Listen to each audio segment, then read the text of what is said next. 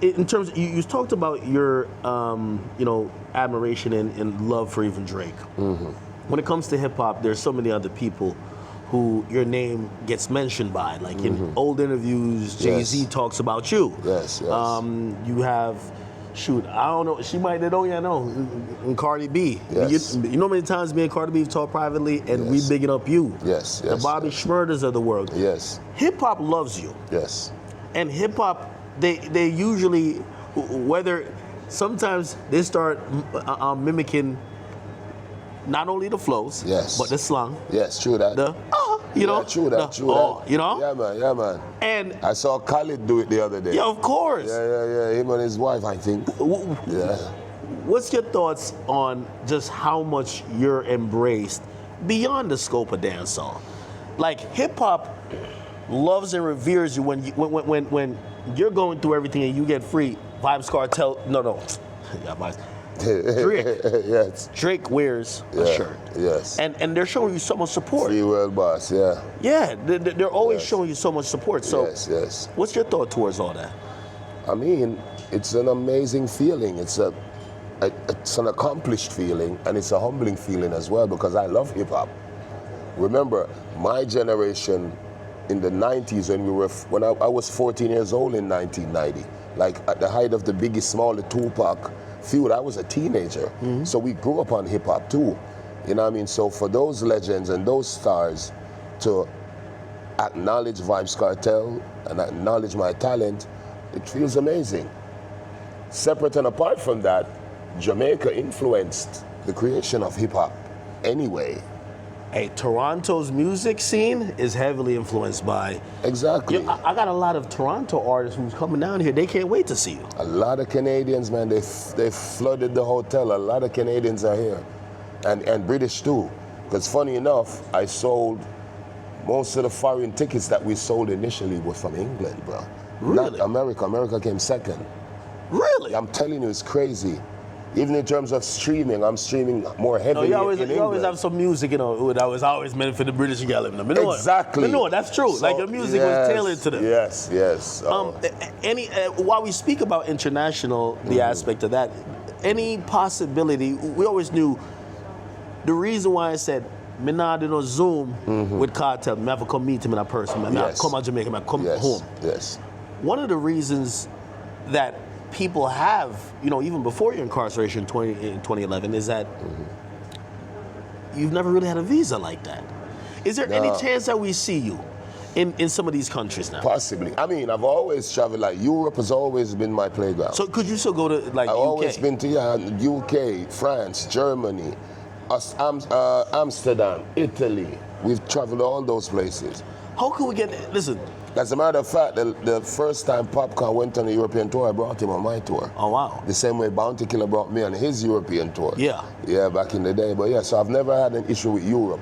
Always gotten the visas for Europe.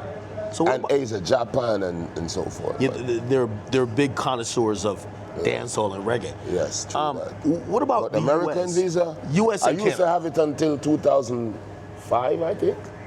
Yeah, I had it. I got it at 2002. I lost it at 2005. And why?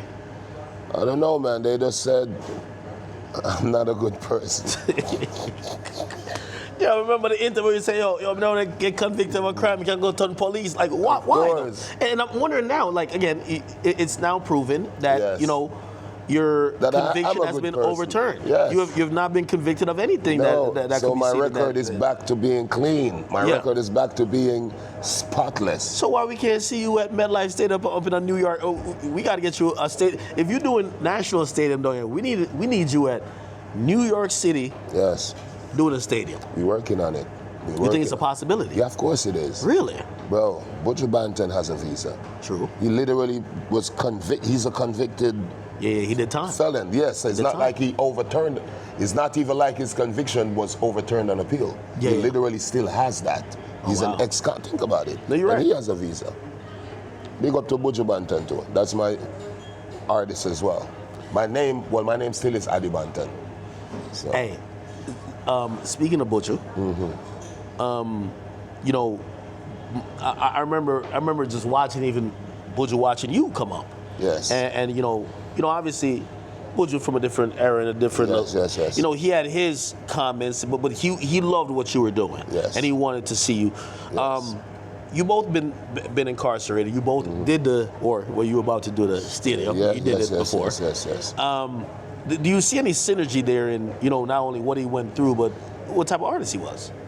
Of course. I mean, that's what when I was growing up listening to Buju Banton, I thought dancehall music could not pass that. He was so lyrical. He was so his sound, his voice was so raspy. Like, man, he was, to me, Buju is still like the G. Trust me, I love Buju Banton. He influenced me more than any other dancehall artist. Yeah, Buju Banton and Ninja Man, they influenced me more than any other dancehall artist. Their style and the creativity, or just style and creativity, both of them. Because remember, one is a gangster DJ, and Buju came out, he was strictly for the ladies. Yeah. And then this guy became a Rasta man and still locked the place. Yeah. Still fucking became a legend as a Rasta man and as a what we call ballad. Yeah. Yeah, man, Buju Banton, man. Mark Myrie. Yeah, man, my DJ that. So yeah, of course I see the synergy and I see the same path. I mean, it's like a path. And I know this is a little bit random, but I've always wanted this. There's about 7 cartel voices. Yes. In a jail, you have like 3 of them. Yeah. Was that deliberate, or was it because of how you're recording? Because when I'm hearing, I hear that deep voice that could go back to the 90s. Yes. Like I hear that, yes. and I can hear when on some of the more gangster tunes you sing on. Yes. That's that deep voice, but I also know him like Fever. I can hear that too. Yes. But in jail, there was some other voices too, even leading some people to believe. Yes. Is he recording or is somebody recording for him? Yes. Because was it you changing your voice? Was it an illness you were dealing? Okay. No, both. It was initially when the illness came up, 2014. That was one, and also based on how I had to record, depending on what prison I was in. Because some prisons you go to, your cell is literally, you can look outside and see everyone.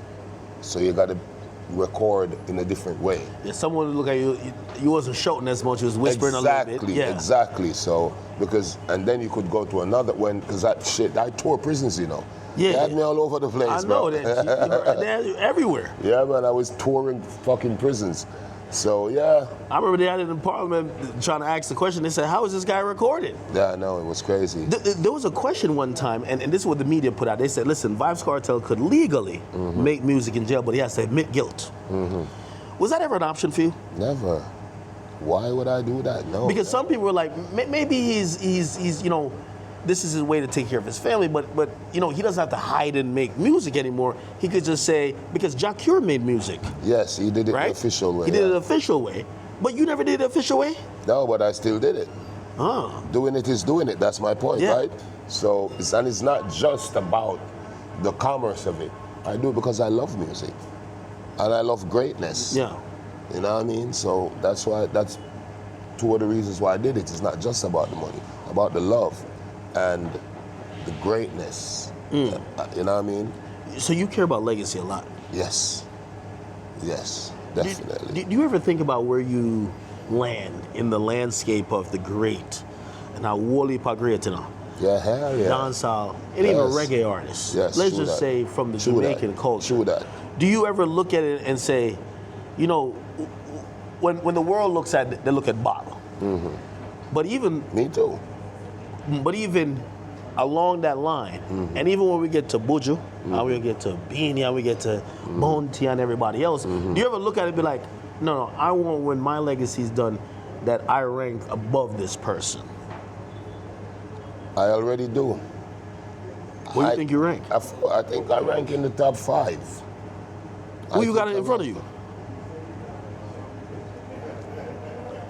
You want to put me on game? Oh, really? Okay. Definitely Buju Banton, Bounty Killer. I mean... And Bob, I guess. No, I'm talking about dancehall. Oh, okay. Oh, yeah, Bob is a fucking goat, man. Yeah, all right. So you put Ninja in front of you. Yeah. You put Beanie and Bounty. And Buju. Really? I would say that's us, DJs, we're talking about.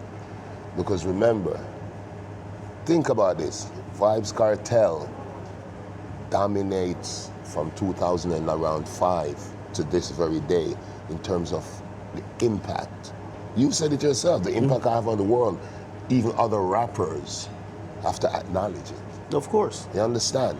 So, and plus the songs are there. Like I tell people, you can have 1,000 songs, but only 100 of them are hit songs. True. In my culture, if I have 1,000 songs, 950 of them are hits.